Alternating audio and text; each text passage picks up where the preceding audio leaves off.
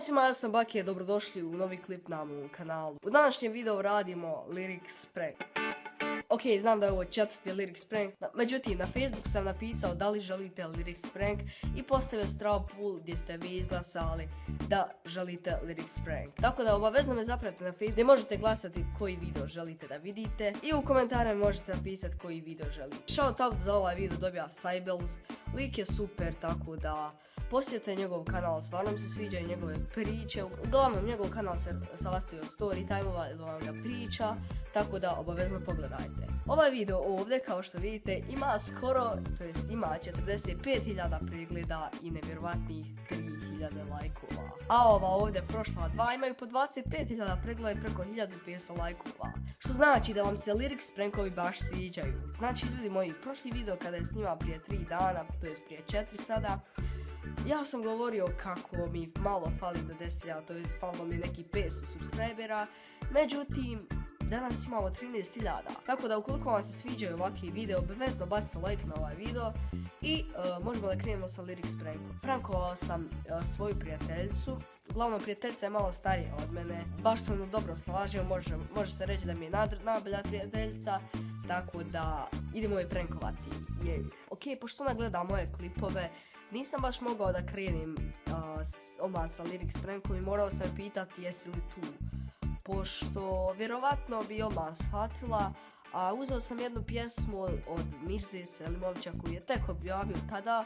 Čim je on tu noć objavio pjesmu, ja sam uzeo lyrics, to jest tekst, i odmah je pokušao, to jest prankovao sam je, tako da idemo sada. Si tu? Jesam mali. Imaš me i kad pored neke druge dišem, imaš me.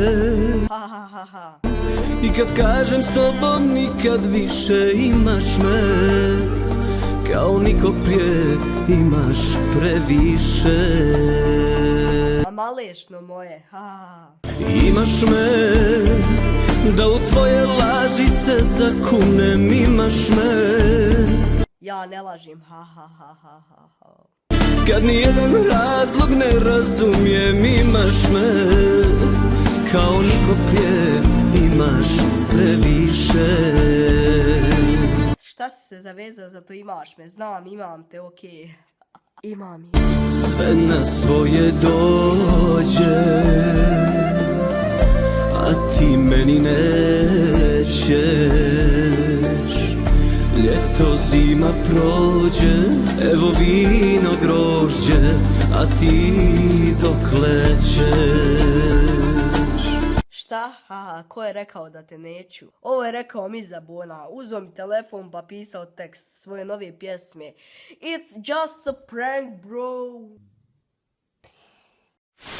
Ok, relativno sam brzo završio ovaj prank zato što želim da ostanem prijatelj sa njom, tako da i da, nije se naljutila i uopšte nije ređovala kao ostali koji sam već prankovao, osim Amzonija Smrada koji je od mene prankovao.